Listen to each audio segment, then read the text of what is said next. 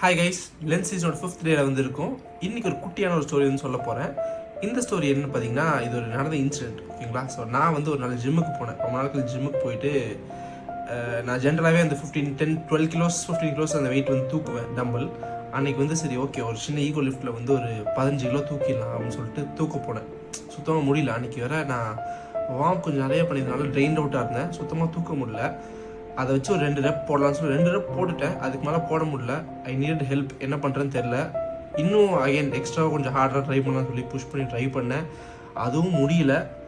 அப்படியே ஒரு மாதிரி டவுன் ஆகி ஃப்ரஸ்ட்ரேட் ஆகி டயர்டாக அப்படியே விட்டுட்டு அப்படியே உட்காந்தேன். கையை போட்டு அப்படியே உட்காந்துட்டேன்.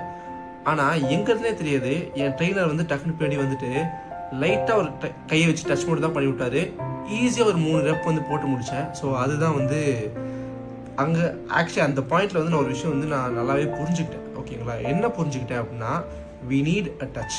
என்ன டச்னா வந்து நீங்கள் சொல்கிற மாதிரி இது ஃபிசிக்கல் டச் அப்படின்னு சொல்ல மாட்டேன். இந்த இடத்துல வந்து கடவுள் அப்படின்னு ஒரு விஷயத்த வந்து நம்ம வந்து உள்ளே கொண்டு வரலாம் அப்படின்னு நான் சொல்கிறேன்.